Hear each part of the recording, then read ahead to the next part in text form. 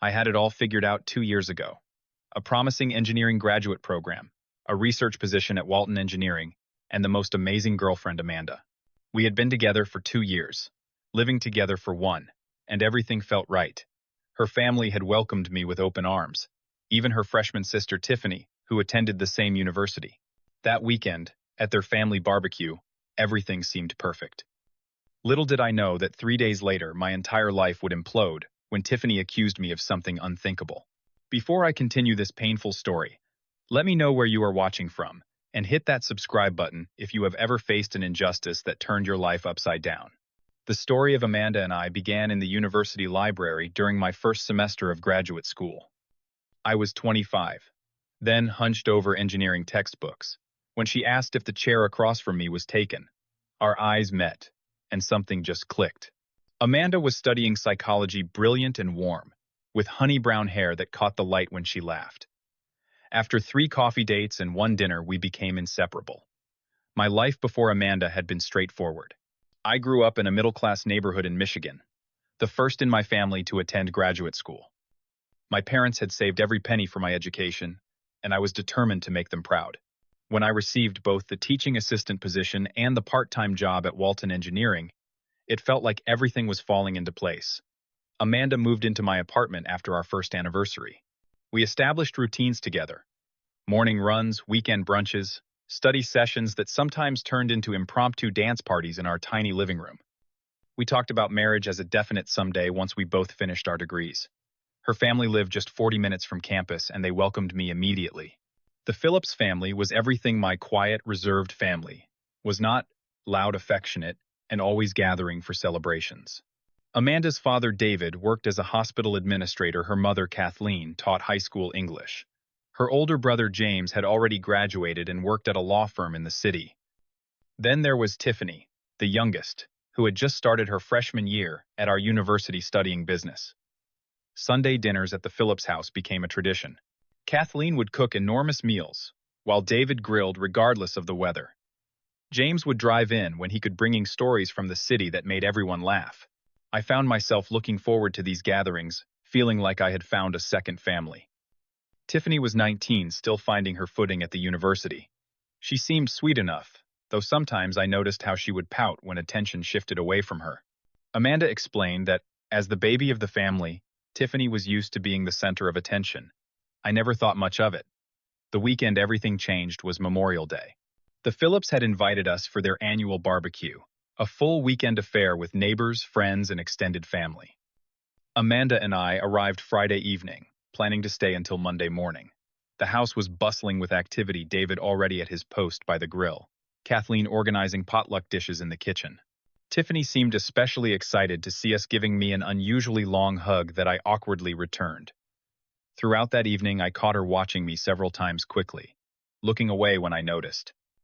At one point, she asked for my help bringing drinks from the basement, then accidentally brushed against me in the narrow stairwell.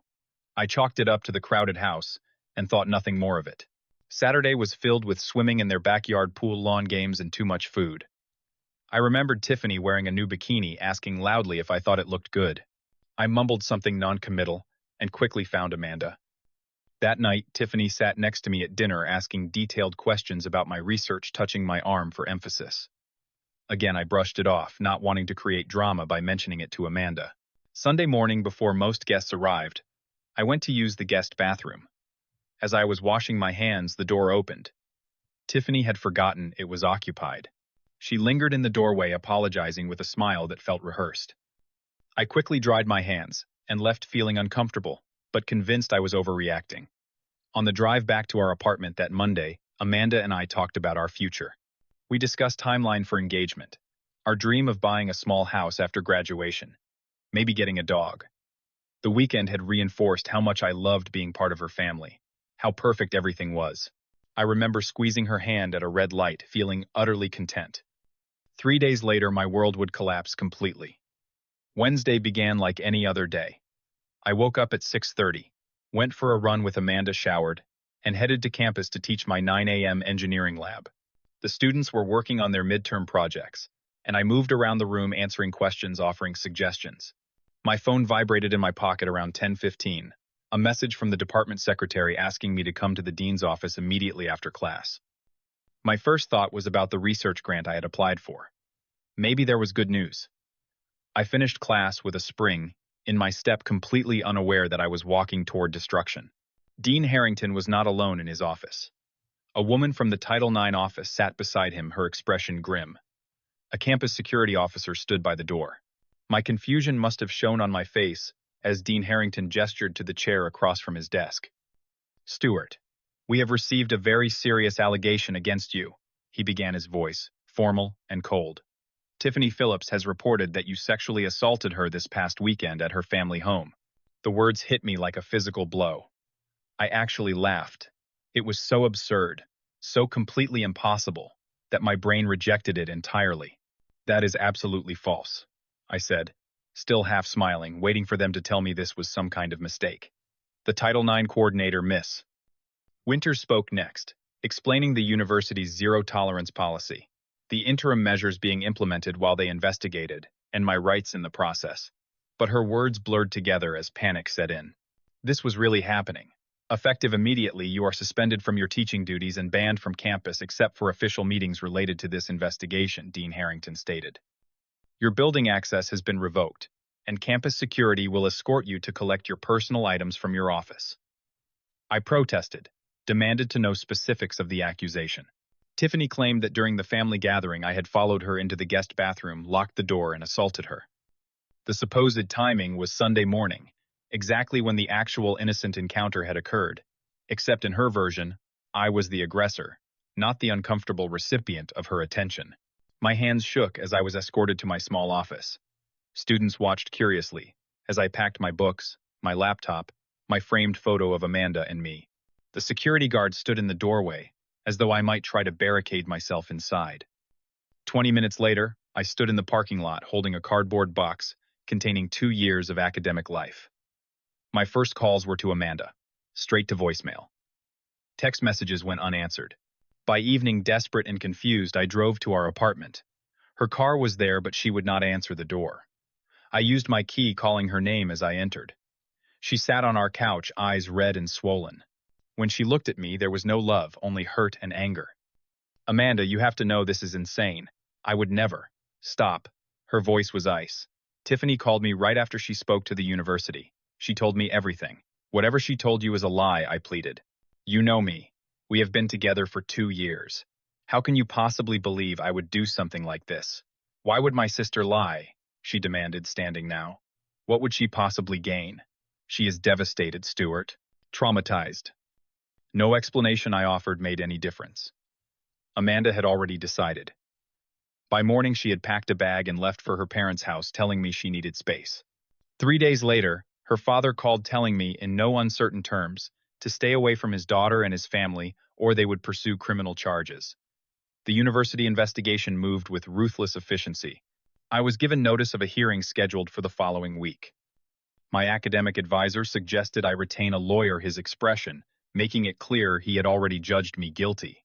I spent money I did not have on an attorney, who explained that university disciplinary proceedings were not criminal courts.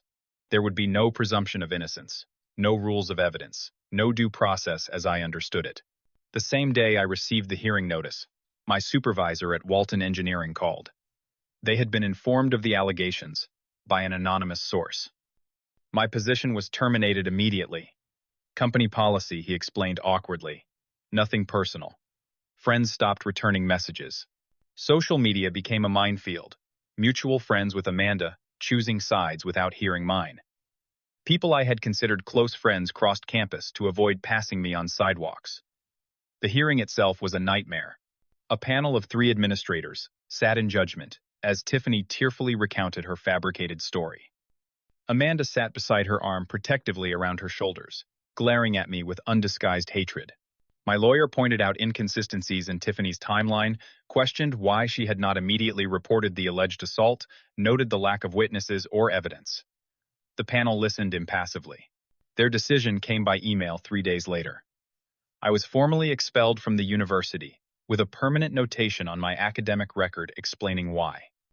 The message included resources for sexual offender counseling programs, That night, sitting alone in the apartment Amanda and I had shared surrounded by our mingled possessions, I considered ending my life. The future I had worked toward was gone. The woman I loved believed I was a monster. My reputation was destroyed. What remained seemed pointless. Instead, I called my parents. Through tears, I explained everything. To their eternal credit, they drove through the night from Michigan to help me pack up my life. Though I could see doubt in their eyes, that terrible question of whether their son could be capable of such a thing, they stood by me. I moved back to their house, took a job at the local hardware store, and started therapy. The lowest point came 6 months after the accusation. Amanda announced her engagement on social media to someone she had apparently been dating for only 3 months. The congratulatory comments flooded in many from people who had once been my friends. I shut down all my accounts that night and threw my phone against the wall. I was officially a ghost. Expelled, fired, abandoned, and forgotten. But somehow still breathing.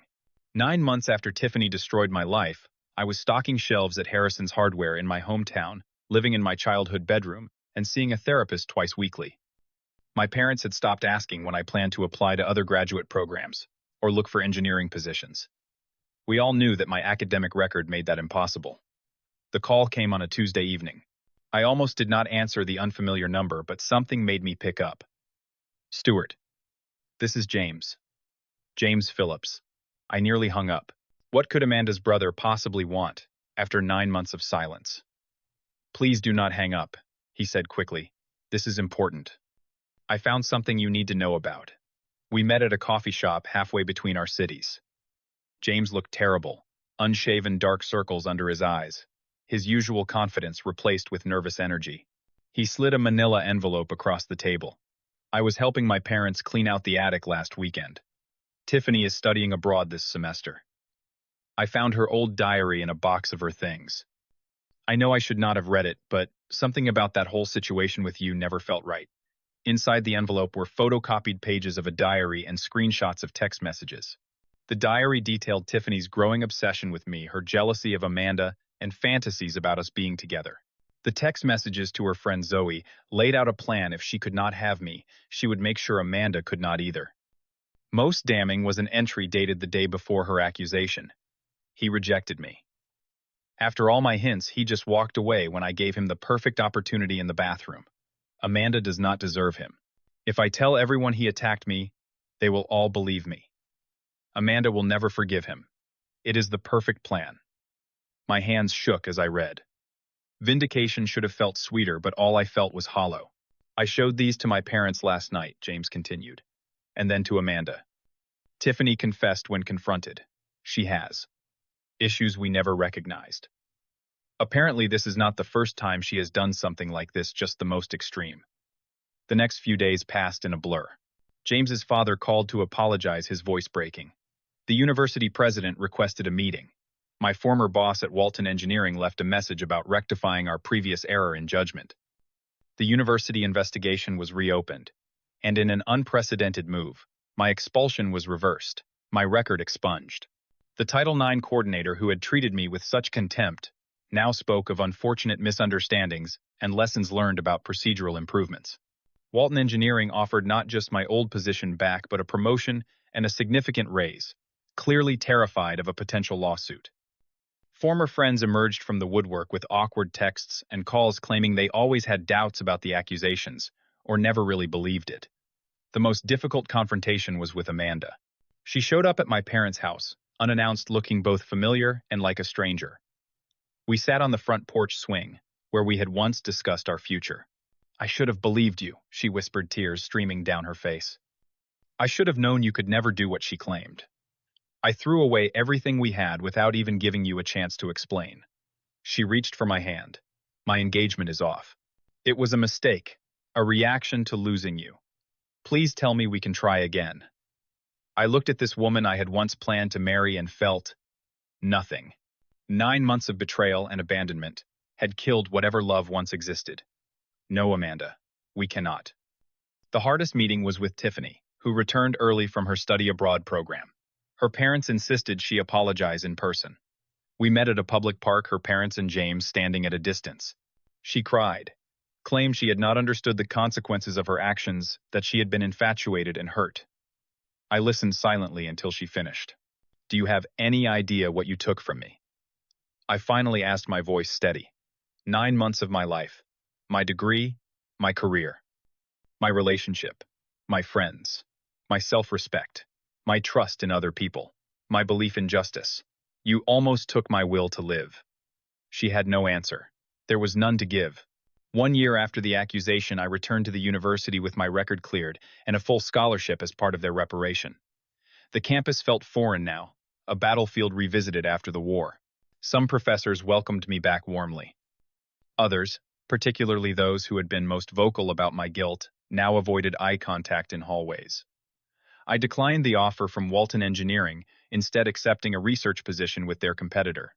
The new position offered slightly less money but a fresh start among people who knew nothing of my past. I rented an apartment off campus, unwilling to live among student gossip. My social circle was carefully reconstructed from scratch. A few loyal friends who had maintained contact during my exile. New acquaintances who knew me only as I was now. I found myself drawn to people with their own stories of resilience. A veteran returning to school after service. A woman rebuilding her life after leaving an abusive relationship. Among these new friends was Danielle, a civil engineering student with quiet confidence and a wicked sense of humor. We started as study partners, then friends, then something more. When I finally told her my story, she listened without judgment. That must have been incredibly traumatic, she said simply. Thank you for trusting me enough to share it. Trust came slowly. I flinched at unexpected touches. I documented all interactions with female students or colleagues. I saved text messages and emails that might someday serve as evidence of my innocence in some yet unknown accusation. My therapist called these safety behaviors, understandable but ultimately limiting. The university asked me to participate in a committee reviewing their sexual misconduct policies. I agreed, focusing my energy on advocating for fair process while still protecting genuine victims. Some administrators resented my presence, viewing me as a living reminder of their failure. Others genuinely sought change. Encounters with Amanda were inevitable on a campus this size. We passed occasionally in the library or cafeteria. At first, she would try to engage, her eyes hopeful. Eventually, she accepted the finality of our separation, limiting interaction to polite nods. I heard through mutual friends that she had graduated and taken a position in another state. Tiffany transferred to a university across the country. According to James, who remained in contact, she was in intensive therapy. Her parents had finally recognized patterns of manipulation and attention-seeking behavior that had been dismissed as being dramatic throughout her childhood. I wished her healing but wanted no part in it. The Phillips parents made several attempts to reconcile, inviting me to holiday gatherings, sending gifts I returned unopened. I harbored no active anger toward them. They had reacted as most parents would, believing their daughter, but neither did I have space in my life for their guilt. One unexpected blessing from this ordeal was the strengthened relationship with my own parents. Their unwavering support during my darkest moments had revealed a depth of love I had taken for granted. My father, never emotionally expressive, now ended every phone call with "I love you, son." My mother, who had aged visibly during those 9 months, beamed with pride at my resilience. Professionally, I thrived in my new position, channeling all my energy into research. My focus on work earned recognition from supervisors and potential for advancement. The future I had once seen destroyed was reforming, different, but perhaps stronger for having been broken. Danielle became a central part of that future. Our relationship progressed cautiously, but steadily. Where Amanda and I had rushed toward milestones, Danielle and I moved deliberately, building trust brick by brick. When I introduced her to my parents after 8 months together, their approval was palpable. The nightmares diminished with time. The constant vigilance relaxed gradually. The fear that my life could collapse again at any moment slowly gave way to cautious optimism. I would never be the trusting person I once was, but perhaps that person had been naive. I had one final encounter with Amanda, 2 years after the accusation. She was visiting campus for an alumni event and asked to meet. Against my better judgment, I agreed to coffee in a public place. "I heard you are doing well," she said. "Your research paper was mentioned by my colleague." "Yes," I replied. "And you? Are you well?" She twisted her ringless fingers. "I am getting there. I broke off another engagement 6 months ago. I think I have been trying to replace what we had. When she reached across the table, I instinctively pulled back. I know I have no right to ask this, she continued, but I have never stopped loving you, Stuart. I know it would take time, but is there any chance we could? No, I said firmly, but not unkindly. That chapter is closed, Amanda. Completely. As I walked away, I felt the last weight lift. The future stretched before me, not perfect, but full of potential. The scars would always remain, but they had stopped defining me. Life can change in an instant, through no fault of your own. Justice can fail. People who claim to love you can abandon you. But truth has a way of surfacing, and resilience can be built from the rubble of destruction. I lost 9 months of my life to a lie, but I refused to lose another day to bitterness. Have you ever experienced a betrayal that completely changed your life? How did you find the strength to rebuild? Share your story in the comments below. And if this video resonated with you, please hit that like button and subscribe to hear more stories of overcoming injustice. Your support means everything as we navigate life's unfair challenges together.